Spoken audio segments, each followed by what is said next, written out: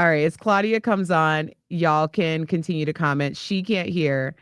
Peter, do you want to take her down and then we'll figure out what the audio issue is. Thank you guys so much for joining us on Accidentally Informed. As I mentioned earlier, Claudia has been in meetings all day. She is on set. She's doing all of these different things. So we're trying to just get this all together. Also, like, give us some constructive criticism other than, the fact that we're a little behind, but we did definitely want to make the deadline because we knew that you guys were waiting. Obviously, the news broke today that Karen Huger was sentenced for her DUI. It's a very mixed reaction situation, and I can't wait to get into it with you guys. Any more comments before we get started? Oh, that was Claudia saying that she can't hear me. I'm really excited about this. Starting next week, we're going to have all of this stuff together.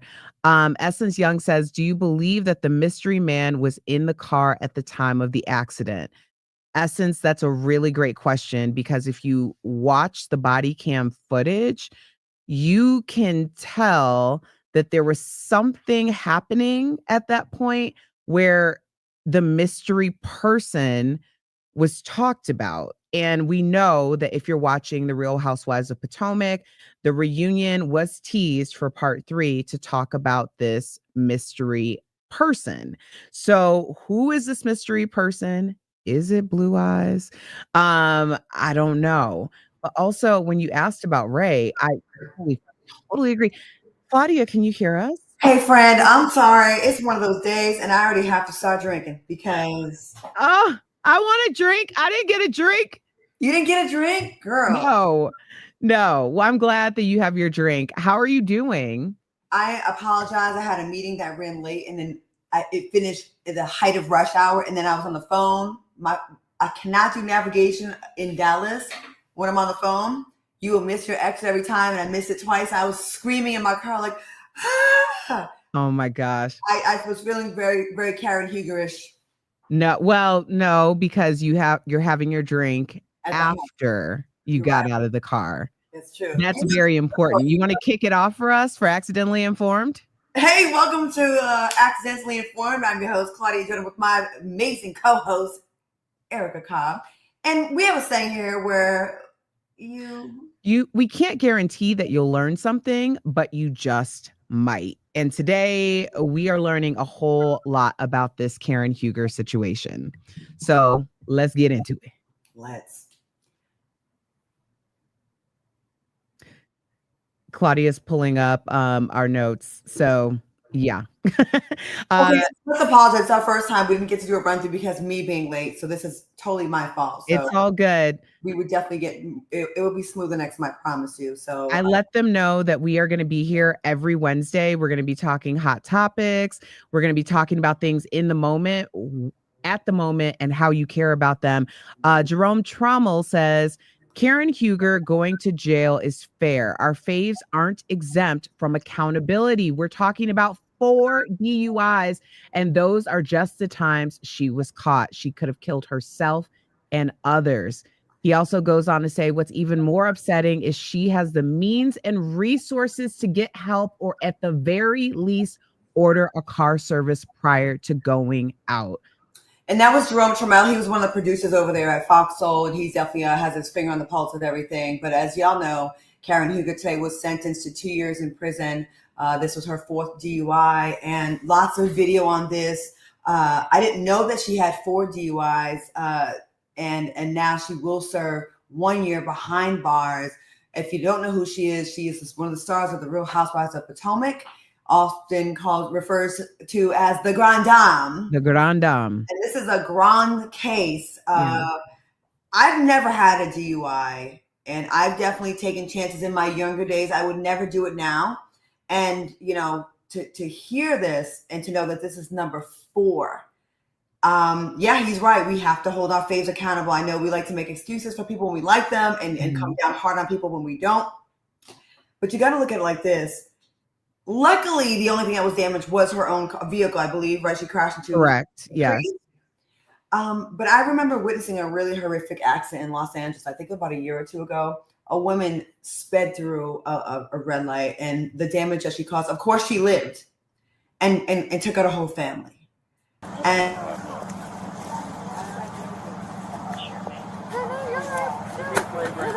right here, man. Right here. Fire. What'd you say? Her vehicle was on fire. The vehicle caught on fire. Yeah. What did you think when you saw that? First of all, I am someone, I've never driven intoxicated, and I can say that for a fact. And the reason being, one, obviously we know that it's very illegal and it's dangerous and it's wrong. But the biggest reason why that has never been on my radar to do so is that when I was a freshman in high school, my childhood friend Yolanda and her father, Mr. Parker, were killed by a drunk driver. We were 14 years old. It was something that, I mean, I get just chills thinking about it now, because I remember thinking before I even had a driver's license that it seems like such a preventable way, or a preventable thing from someone to lose their life, and that people would go out there in what are essentially weapons. If you operate a vehicle in a reckless way, it becomes a weapon and it's a danger to other people. And for that reason, I have always, even when I had like a little bit of money and I would go out, I took the L at in Chicago at like 3 o'clock in the morning after clubbing. And sometimes, and like that might have been dangerous, but it wasn't more dangerous at that point than me getting in a car and trying to drive home to save a little bit of money. And the idea of someone with resource, exactly what Jerome said, it makes zero sense to me that this is even a thing. But to get 2 years, and I was not surprised that she got 2 years.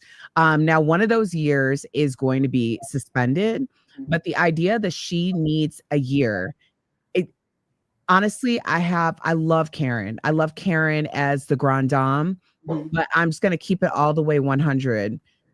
She needed a reckoning. Yeah. Privilege comes in so many different ways.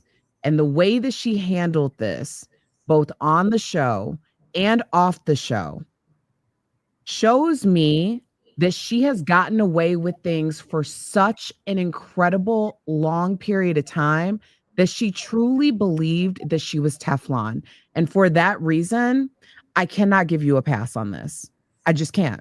There should be no passes given. I first time doing it is too much. But getting a DUI, it being on your record, this happening should have been enough of a wake-up call. This is not a 22-year-old person fresh out of college. This is a grown woman. I believe she's about 60 years old. And yeah, we may have nights where we get tipsy and you think you can do it. I have talked many a friend off the ledge where I insisted on them giving me their keys. But 4 times, I believe getting a 2-year sentence when you really could have murdered people, I think it's beyond fair. I think it's actually a light sentence. I think it's a light sentence. I really do, considering the damage that this could have done. You are really playing with people's lives. And why weren't the 3 other times enough of a warning? And to be on reality television, right? I think it makes it more obnoxious.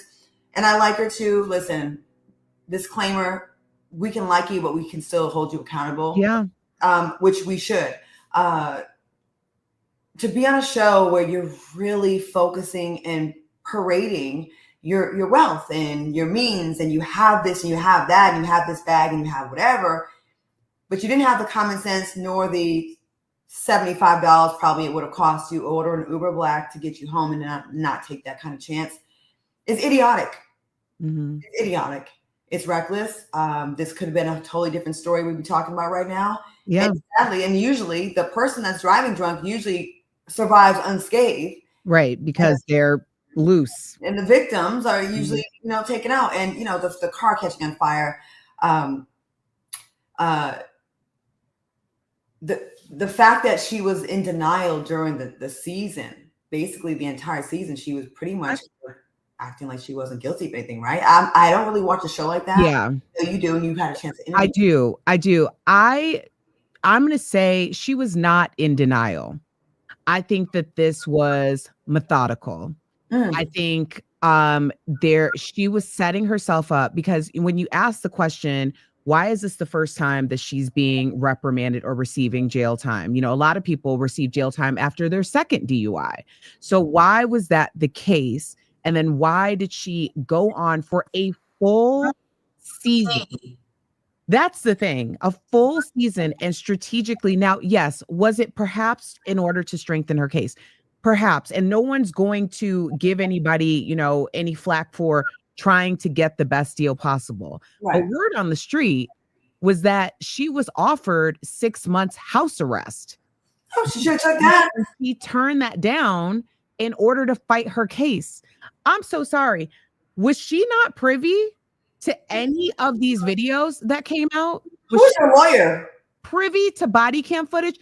It was very clear to me when the attorney appeared on the show that Karen was running the show. She continued to push the limits because her past 3 DUIs have taught her that she is a person who's able to push the limits. She is a person who's able to circumvent. When she's asked the cop, when he was driving her to the precinct, do you know who I am? That was her saying, I'm above the law. Every time that this has happened before, I get out of it. Ray coming to the scene of the crime and her saying, handle it. These are, and to do those things when you are that intoxicated, tells me that it is systematically, and it has been told you, you have been taught that you are special. So whose fault is that? Because she's not the only one, right? I mean, we have a whole president in the White House that he's never held accountable and never has to pay for anything. Not to make this about him, but I just feel like our society, the way we coddle celebrities and wealthy people is just ridiculous. But the average person working a 9-to-5 job that is driving home from the bar, had a few drinks, gets pulled over, they're not getting 3 chances to get this right. They're not going to get a third DUI without punishment. They would have had jail time by the second one, and gently the third. Not only that, but the average person isn't going to be reasoned with. They reasoned with her for quite some time at the scene. Right. The average person is not going to be put in the front seat of the car. The average person would not have gotten that treatment. And what pisses me off about that entire situation is the fact that she implied that something was nefarious about her traffic stop. And the implication was that it was because she was Black. No, ma'am. Lady, stop it. Because to me, that is no different than someone saying that someone assaulted them and they're false reporting.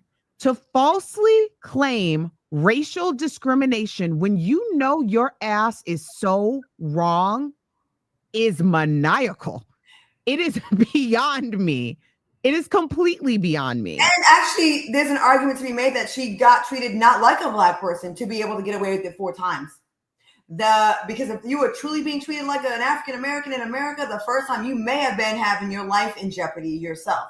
How many times have people pulled over for a traffic stop, a routine traffic stop, without substances in their system that they don't even make it home alive? So the fact that your first one, no consequences. Your second one, no real consequences. Your third one, no real consequences. The fourth one, and maybe the other time they didn't have body cam footage. I don't really know. But this time we do. And I cannot stand when people use that card, the race card or the sexual assault card, any of that stuff, when, you know, it's so not that. Because there are really people out here that do get, you know, unfairly treated because of their race. And Karen, you are definitely not one of them. If anything, you were treated like a Karen. Okay? You were treated Claudia, she didn't even get handcuffed until she turned to the officer and said, now what you not gonna do? Oh. That's when they handcuffed her. With that blonde hair, that light skin, they probably thought she's a white woman anyway. So I don't know, lady, what you're talking about. I'm sorry. She straight up told the officer, now what you not gonna do? Which tells me, like, here's the thing. We know, and obviously Ray, her husband, bless this man's heart. All Ray ever really wanted to do was move to Florida so that he could golf every day. I hope Ray gets the opportunity to move to Florida so that man can golf. Let that man golf. Ray is elderly. He does not deserve to be in this situation. But the thing about it is, though, this is such a great lesson in accountability, because what people don't understand is what happens when there's justice delayed. When justice is delayed, there are more victims. And when justice is delayed, then your sentence, which is inevitable. Yeah. Because if you're told every single time that you do something that you have a get out of jail free card for doing it, you're going to continue doing it until it ramps up. Because the fact that she could have been just chilling in her home for 6 months on house arrest, but her pride, what do they say about ego? Ego is edging God out. They tried to save you. Yeah. 6 months house arrest in it's like a 10,000 square foot home. It's not so bad. She probably doesn't leave home that much anyways, except when she goes on drunk drives. So, house arrest, it's the arrogance. But I do think that in America, especially with our obsession with wealth and celebrity, we create these monsters. You know what I mean? It's kind of like what came first, the chicken or the egg. You know, we do create monsters where our faves can do no wrong. You believe your own hype. You have fans for being on a reality show. You have wealth. You do tend to feel, and I mean, I feel like it's kind of the American way, unfortunately, not to take the blame away from her, because I'm not. But I'm saying I see why we create these monsters. And then when they mess up, we're like, wait, what? It's not fair. It's not fair. We are obsessed. We are celebrity obsessed and wealth obsessed in America, where if you have money or if you have a name, the rules do not apply to you. And when they do, it's like a slap in the face. It feels like injustice because you've had it all along. You've never had to be held accountable. To have 3 priors and to not take a plea of 6 months house arrest is one of the most arrogant things I've ever heard in my life. Mm-hmm. If you know this, you know you have 3 priors. I didn't know this. I didn't know any of this before this fourth one came about. But you know, you and your lawyer know, and you chose to think you can fight it. That's thinking, well, I'll just pay to get out. I have right. money. And the thing about it is, because people are saying, Ray was doing his best, salute to him, Jerome. And then to say, Magical says, and then to say Ray didn't support her was wild. I forgot about that. Magical. She did say that Ray wasn't supporting her. The thing about it is Ray has to bear some brunt of responsibility too, because she didn't become this emboldened on her own. And I'm not saying that Ray's responsible for the DUI, but if you are aiding and abetting and assisting your wife in criminal behavior in order for her to get off on a repeat offenses, then at some point you have to claim some responsibility for that too. Now, I think it's stated that the state was looking for 6 months, but the judge decided on 2 years with 1 year suspended. Yeah. Now, what's important about that too is that 1 year, yes, I do believe that really drives home the point. But Karen also went to rehab, which apparently was more of like a luxury spa than an actual rehabilitation facility. And that angered the judge. So on top of everything that she's done, I mean, she made her own bed. She really did. And it's unfortunate to see. Can we go back to the picture of Karen and Ray in the car that we just flashed? I just want to just point something out real quickly. If we can pull that up. No, not that one. The one of her and Ray in the car where he's looking. Look at that. This to me captured the entire relationship. She has no worries in the world. She's smiling. She's stress-free. Ladies and gentlemen, I want you to zoom in and look at Ray. Look at the look in his eyes. You ever see someone that their mouth is smiling, but their eyes are crying out for help? Right there, he looks like he's not in control. He looks like he's being held captive. He has no say in this relationship. She is wearing the pants. He looks stressed out to me. He looks kind of sad. Like, I can't tell this woman what to do. She ain't gonna listen to me. Anyways, I just want to comment on that. I just felt like the look on his face kind of said it all. But didn't she say, and Jerome mentioned, she also called the cops white and poor? Oh, yeah. Oh, Lord. Yeah, I did. And here's the thing too, because when I first saw this, I watched a little bit of it, the body cam footage, and I had to stop watching it Mm-hmm. because it was just that sad. Like, you don't want to see someone's demise like that. You don't want to see someone in that type of a state. But the truth is, I don't think we ever would have seen it had she just taken the plea deal from jump. No, you wouldn't have. Had she taken the plea deal. Mm-hmm. So it's like all of these things have been visited on you, by you. So what are we supposed to, like, how are we supposed to respond? Now, I do think that some of the we haven't heard from the other housewives. I'm hearing from our producer.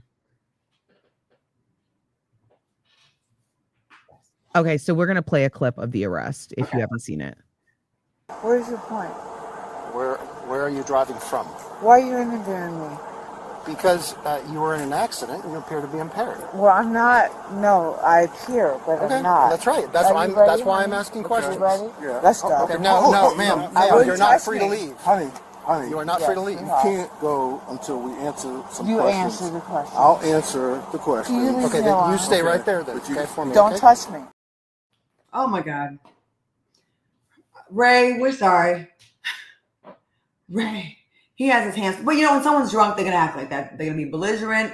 They're gonna be rude. But that's why they also shouldn't be driving. Their judgment is impaired. But here's the thing. Yes, people are going to act belligerent, but the things that she's saying now, I know some people were talking about the Magical says, don't forget about the Thomas Jefferson concubine. There was a lot of things that made little to no sense. She was in a completely different world, but a lot of the things that she said and did were like muscle memory. Mhm. That's just who she is. I don't know what to say about it. And I don't like kicking people when they're down, but it's not about that. It's about the idea of accountability. Because when she did that pre-statement for the Real Housewives of Potomac reunion, they showed her and she looked angelic, probably the best she's ever looked. She looked beautiful. And she was saying about all of the kids who look up to her and people who look up to her. Well, don't you want to show what to do? Like, we're all going to mess up. Yeah. We're all going to make mistakes. It may not be a DUI, but there's something in all of our lives where we have messed up. The best way forward is to be accountable, admit that you've done something wrong, and then deal with the consequences so that you can rebuild. I mean, my brand is the comeback. That's what the entire thing is about. Speaking of that, and that being your brand, the comeback, do you think do you think she can come back from this? I mean, now that we know that there's 4 DUIs, there's the body cam footage, it's very embarrassing. It's giving the exact opposite of the classy persona that she would like us to believe she has. And not to say that classy people can't get drunk, okay? Right. Well, I mean, classy people just get drunk on more expensive alcohol. That part. And they have their person drive them home instead of trying to risk life and limb.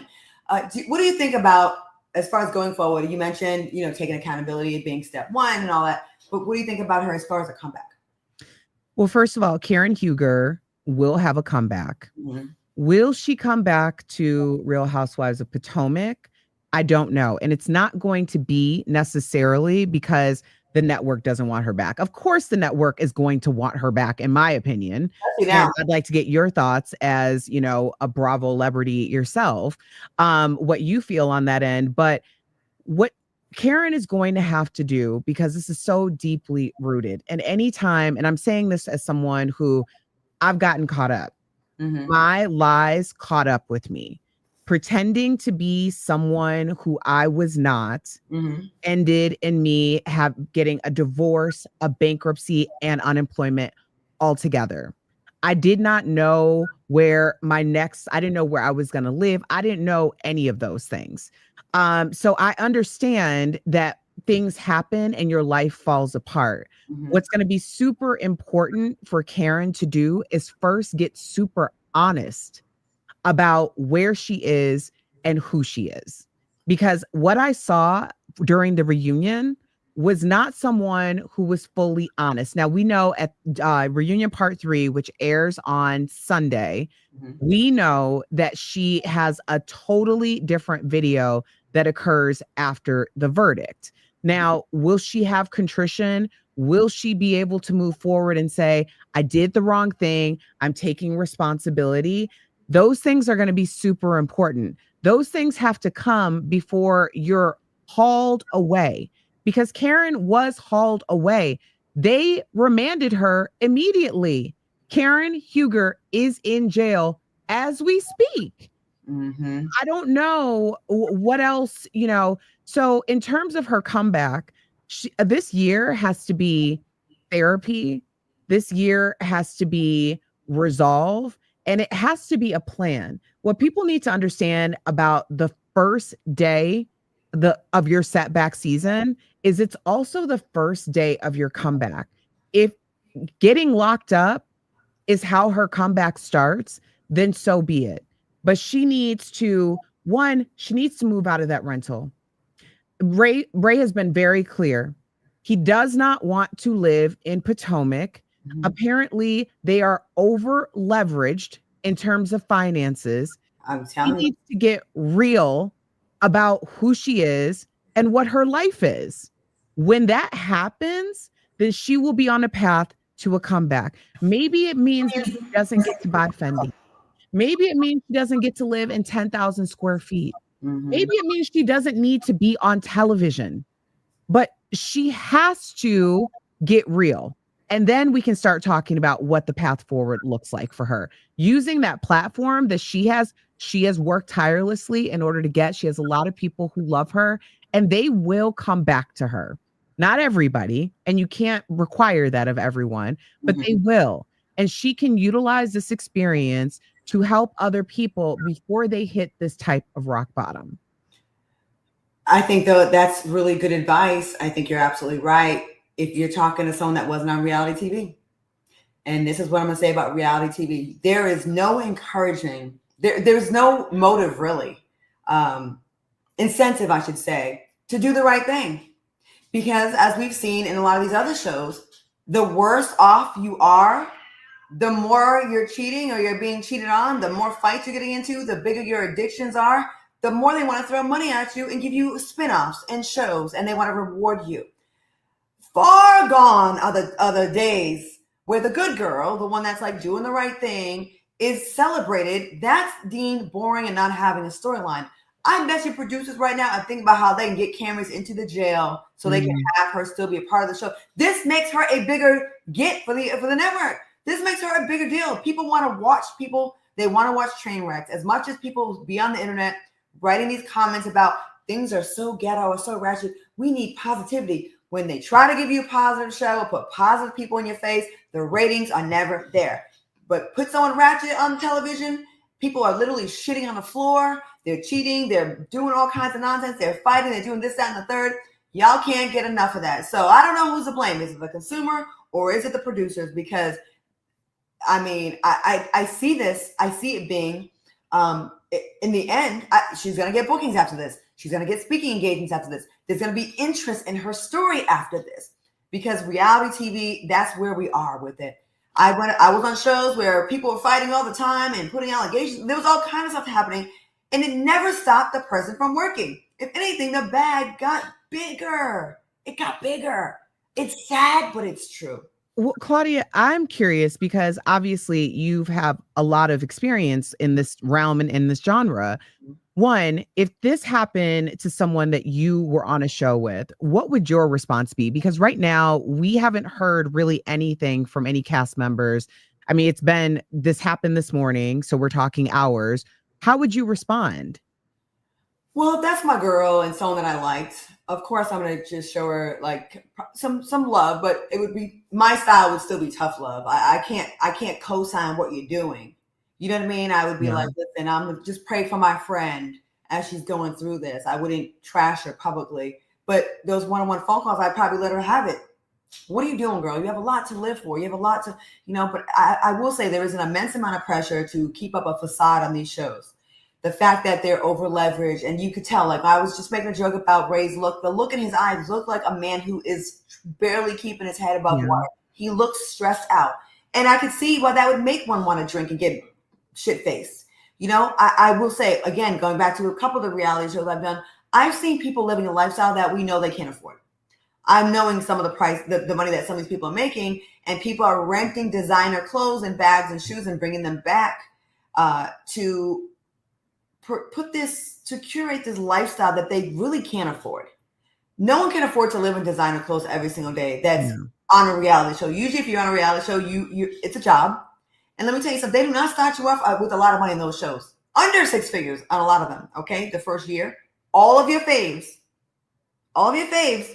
started very, very low. And then I will say Housewives is one of the shows that will double every year. But you got to have stuff going on for you. Yeah. So I feel like there's an immense amount of pressure. I never had red bottom shoes and any of that stuff until I did Real Housewives of Atlanta, because I was told, not from production, but from fans and people, you have to for this look. Yeah. So imagine 6, 7, 8 years in, you cannot publicly say, I have to downsize. If you have a 10,000 square foot home, you can't go to a 5, because if you care about what the public thinks, it's going to probably drive you insane.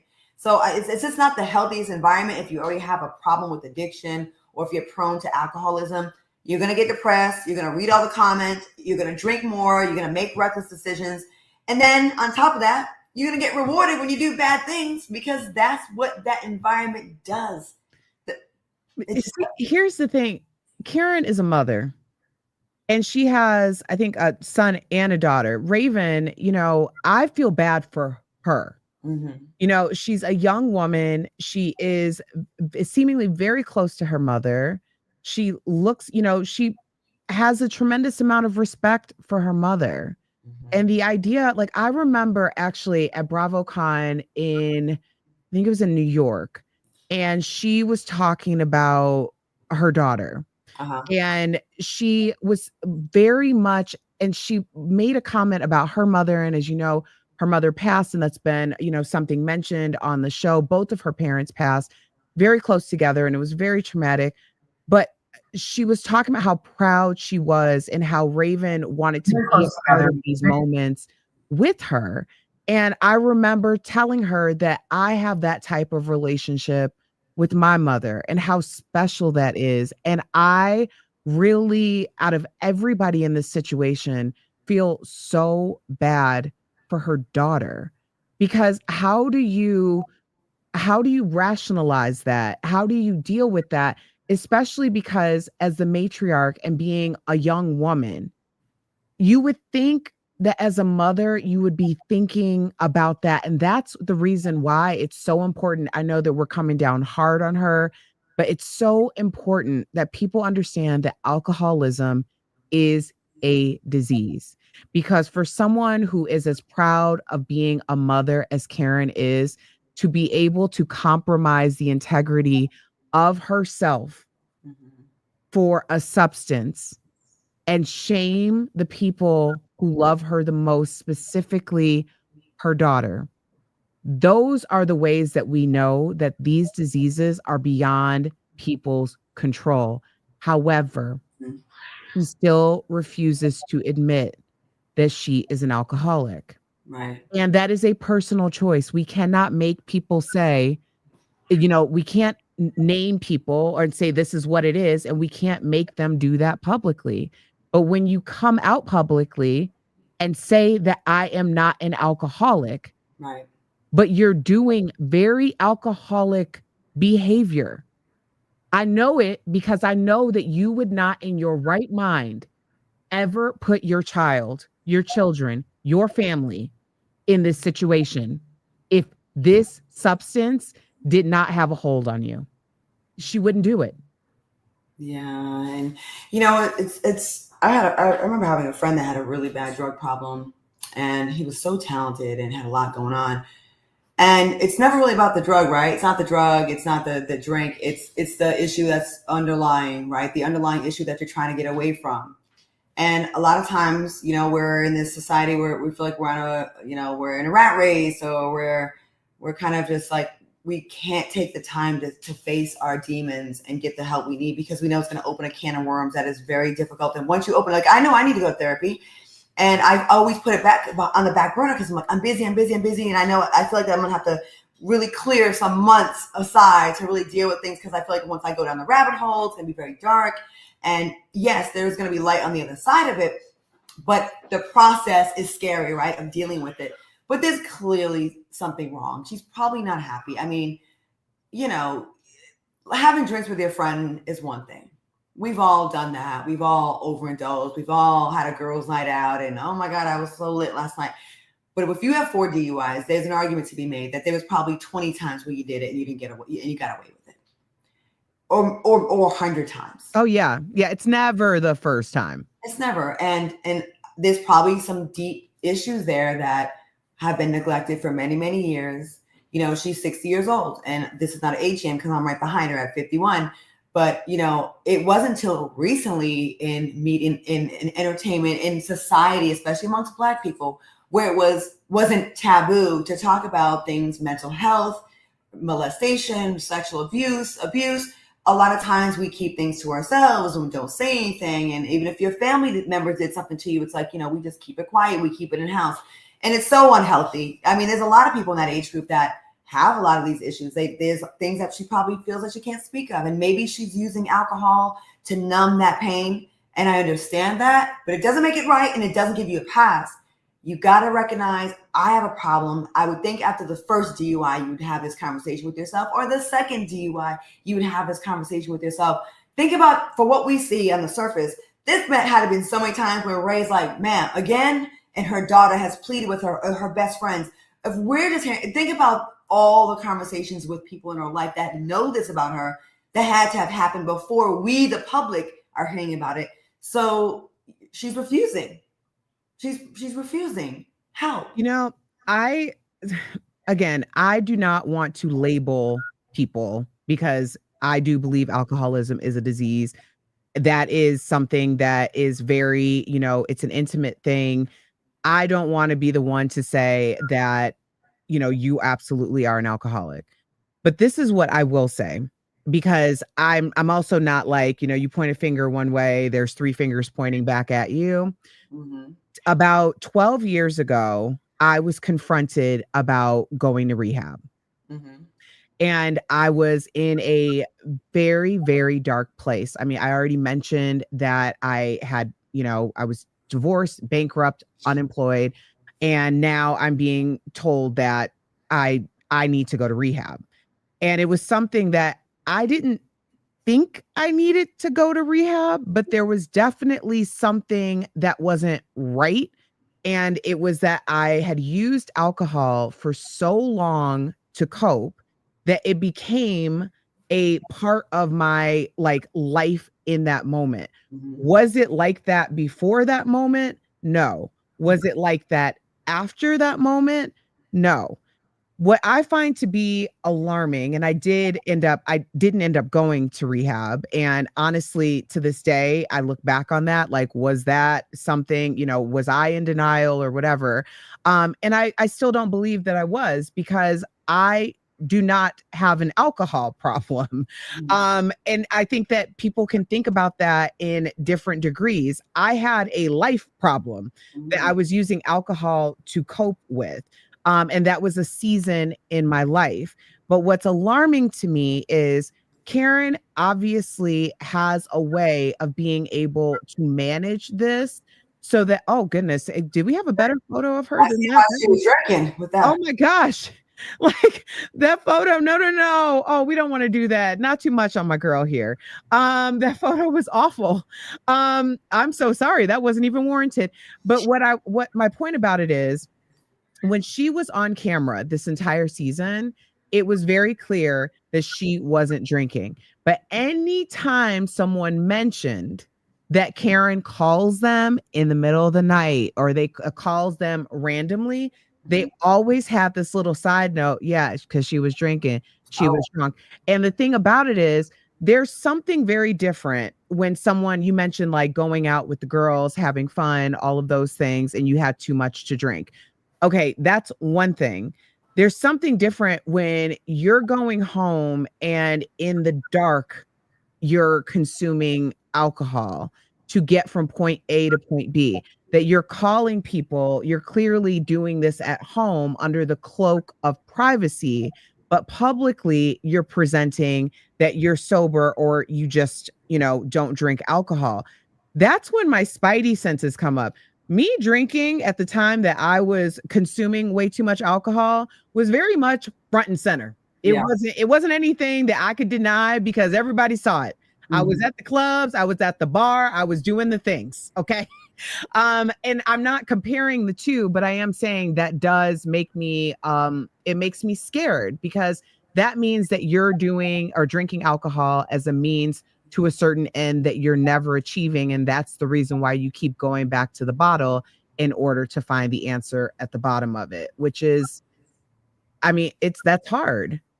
Do you think, well, it's her DUIs were over a 17-year period. How the show has been on how many years? What season are they in? 9. So this is something that started before. I was gonna say, do you think reality TV exacerbated that or caused it? But maybe I'm going with, of course, I'm assuming I do not know her. I want to put this disclaimer out there.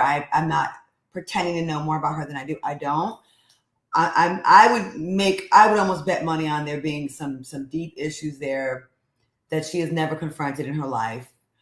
And instead of confronting them, she drinks. It's one thing, like you said, to be drinking out with your friends and have a good old time. But when you go home and you're drinking in the dark by yourself, that has got to be one of the saddest. Think about how sad that's got to be. That's, that's up self-medicate. I want to pass out. I don't want to be here. Claudia, the thing about it is alcoholism affects millions of people. And not just for the people who are suffering from this disease. It affects their loved ones. It affects their communities. In cases where people are getting behind the wheel of a car and driving, it affects strangers who might be in their path.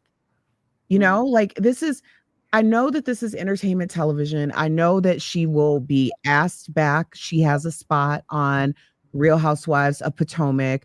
I know all of these things to be very true.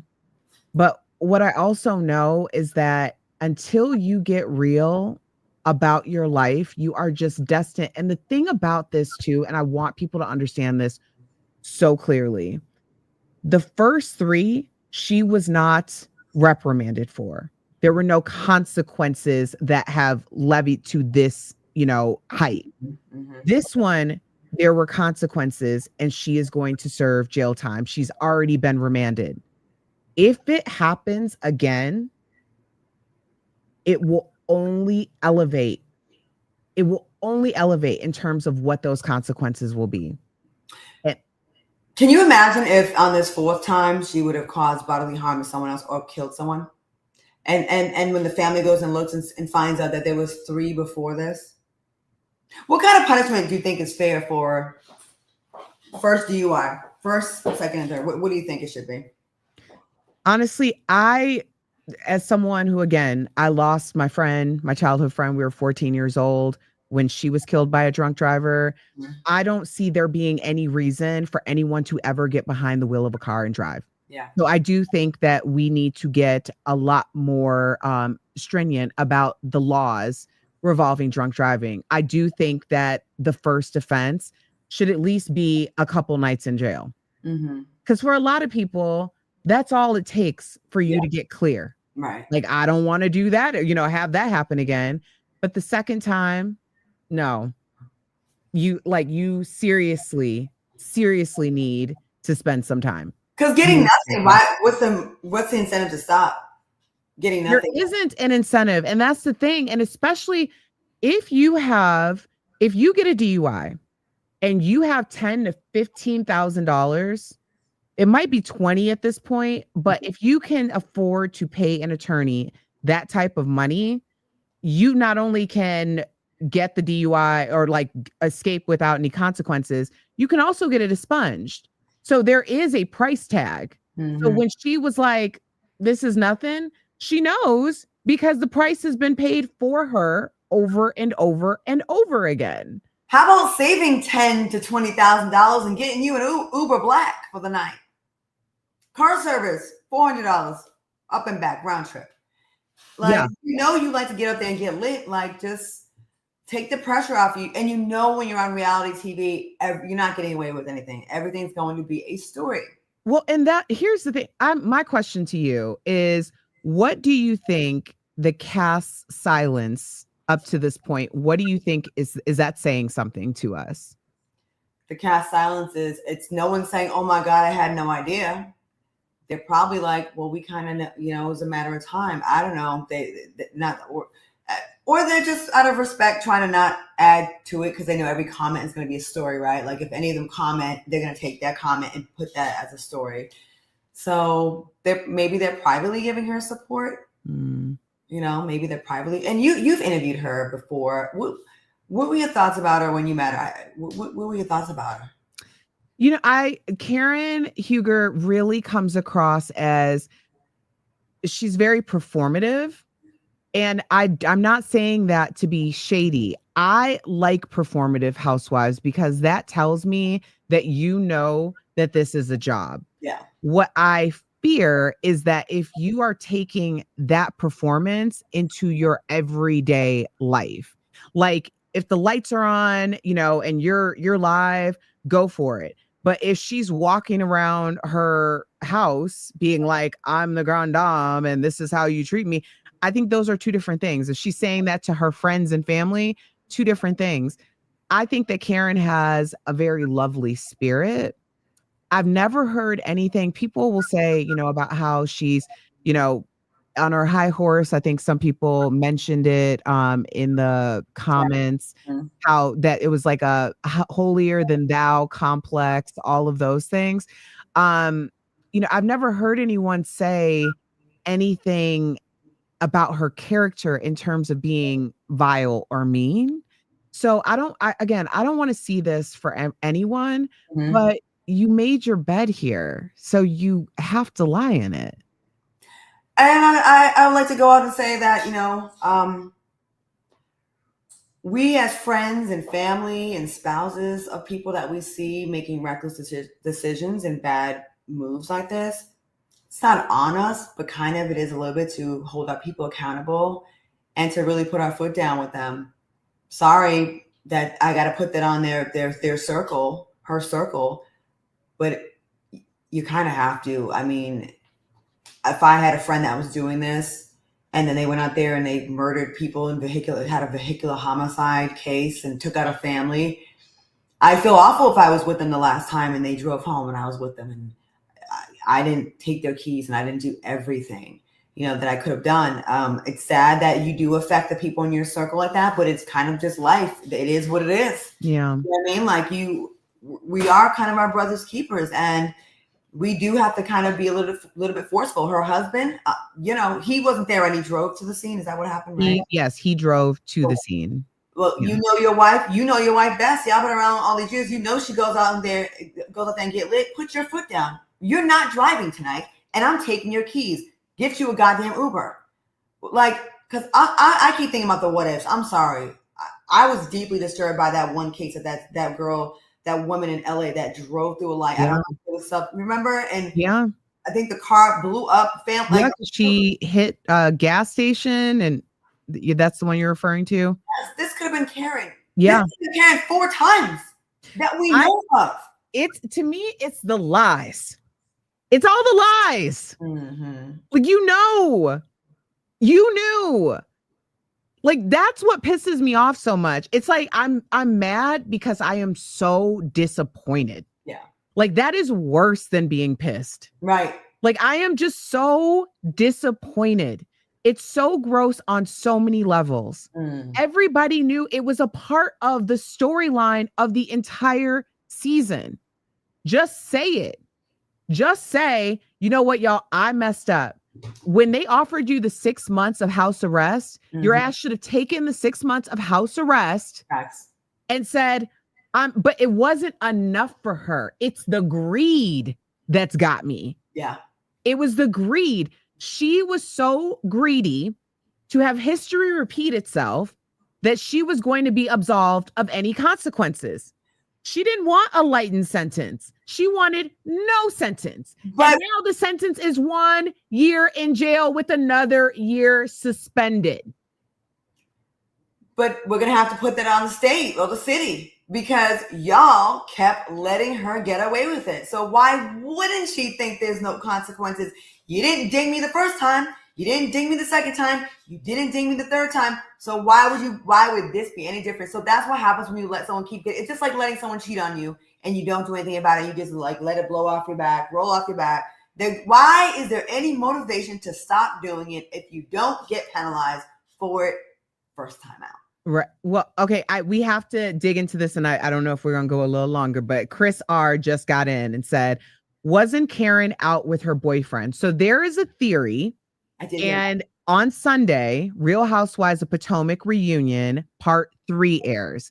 And that's when Ashley Darby talks about apparently there was a man who fled the scene who was the one who was actually driving.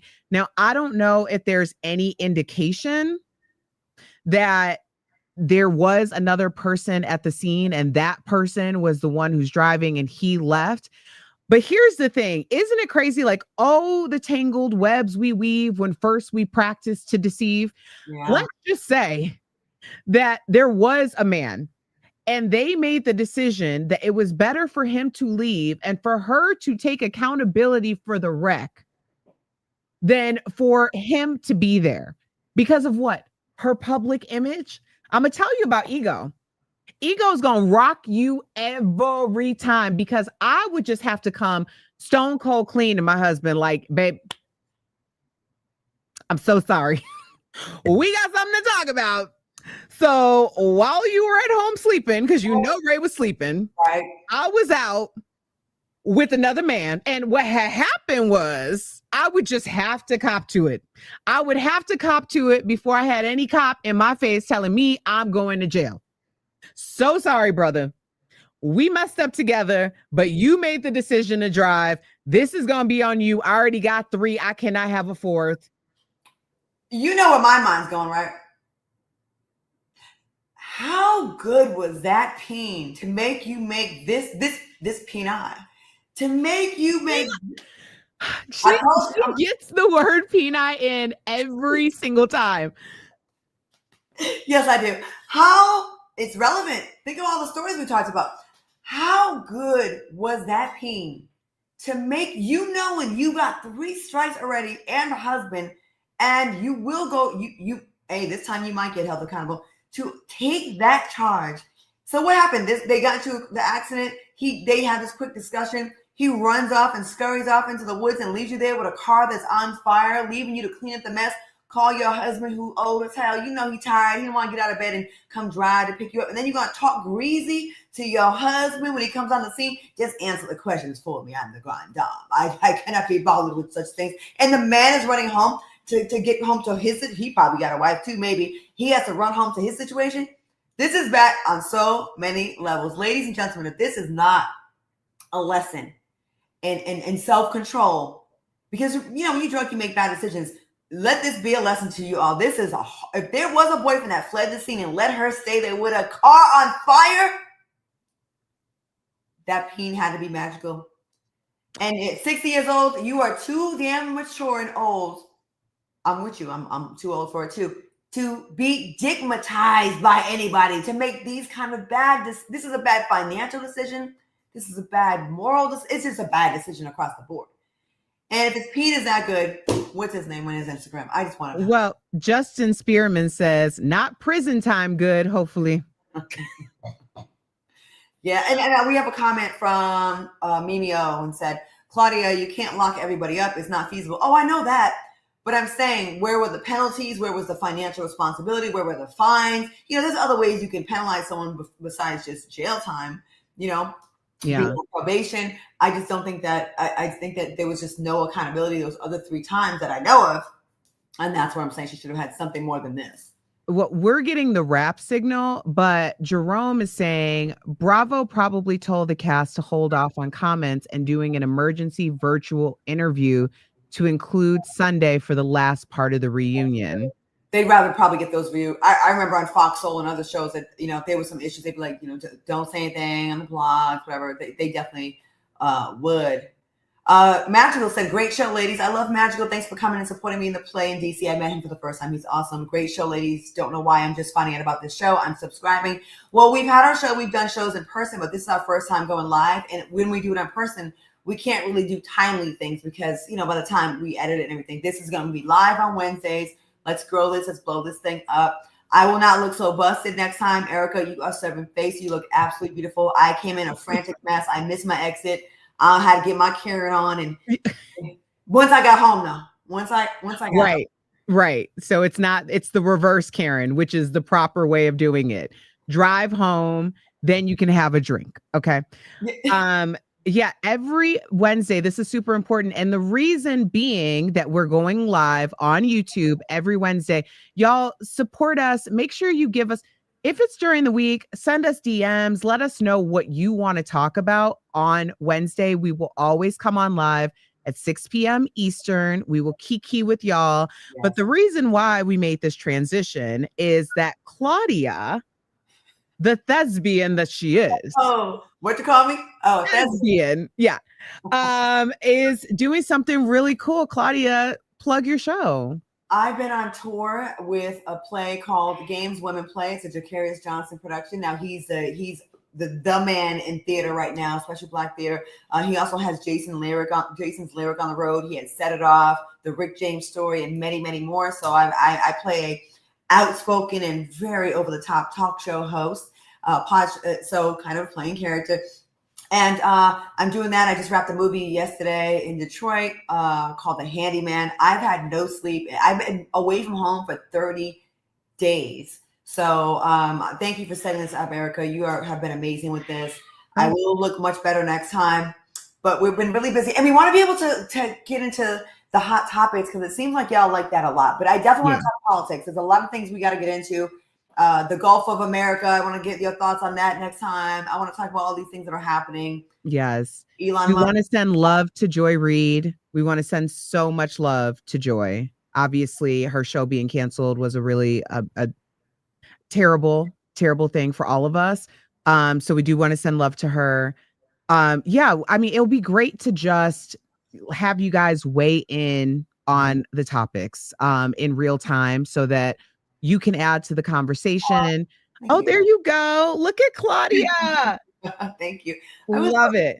I was so nervous, guys. It was scary because, look at that cast. Everyone's so accomplished and really good. April Jones isn't in this, so that's an old flyer. But Chico being hilarious, Demetri McKinney, Brian White, Carl Payne, Jill Marie Jones, Flex Alexander. And we really, really, really get along, too. I will say this outside of me. Joy Reid, you are a powerful voice that you are unapologetic with your reporting. They often came for you. I thought it was very unfair the way that you were attacked, but you still, like a true queen that you are, held your head up high in the face of so much criticism. But this is a pattern with MSNBC. I was really, really upset and pissed and irate when they got rid of Tiffany Cross, who was another amazing journalist, and Melissa Perry, I believe. Yes. Melissa Harris Perry, another amazing journalist.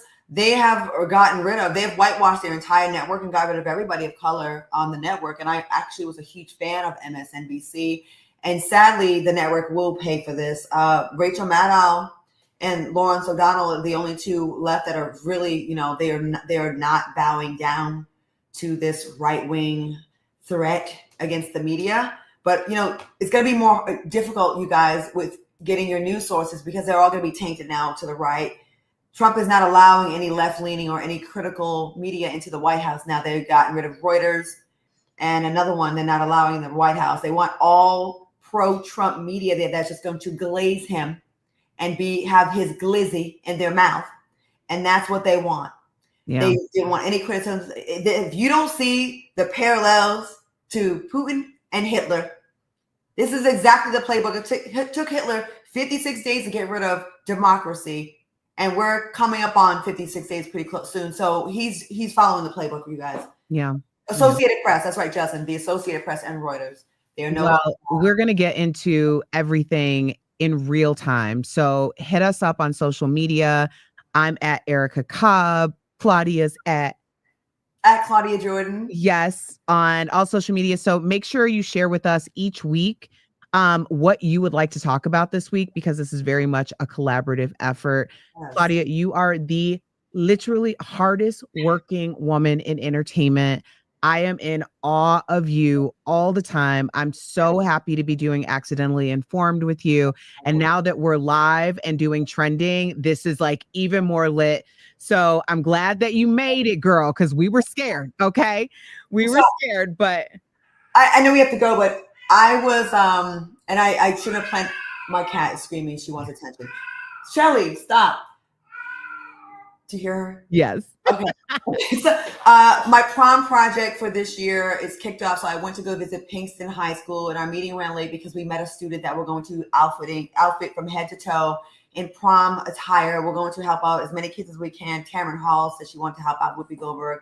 I will be posting, and if you want to help, anyone out there wants to help with, getting these kids that are underprivileged and usually they're underserved, we want to help them out. We want to change their experience. A lot of them don't have much, and it was so emotional last year when we did it. I was crying all the time, like the little things that we take for granted, like a shower curtain. Some of these kids have nothing, and we want to just try to make a difference in their lives. So I apologize for being late, but that's where I was today. The prom project is coming up soon, so please, any help would be appreciated. Shoes, jewelry, accessories. We're all doing this out of pocket. So yeah. Okay. Well, I'm happy to help. I know our community is happy to help. So as you share it, we'll get the word out, make sure that these kids are supported, and also support Claudia. The games we play will be where can we find the tour date schedule? GamesWomenPlay.com and JacariusJohnson.com. Our next stop will be Houston, March 13th, 14th, 15th, 16th. And then we're going to be in LA, Oakland, Chicago, Detroit on my birthday, April 12th. We're going to be out there a lot. So now it's going to be like every month, but we have quite a few cities coming up. But our next stop is Houston. We like to have it all sold out. Now more than ever, guys, we've got to support the arts, Black media, Black arts, because it's being erased. You guys, we are really being kind of like cut at the knees. So we have to support. Yeah. Okay. Absolutely. And your other show, please plug that as well. Oh, yes. You can always find me on YouTube Live on Tuesday evenings on Daytime Talk After Dark. Our morning or our daytime national talk show was canceled back in September. The 5 hosts decided to do live in a podcast on our own. It's called Daytime Talk After Dark, and it's on YouTube Live every Tuesday at 7 p.m. Eastern. So you can find that. And also everything's on my Instagram. Mainly I'm on Instagram at Erica Cobb. So I appreciate y'all. Y'all have been so great. This is what the 92% looks like. Love it, ladies. Raquel Mead. We appreciate that. And we're going to see y'all next week. Bye, y'all. Bye.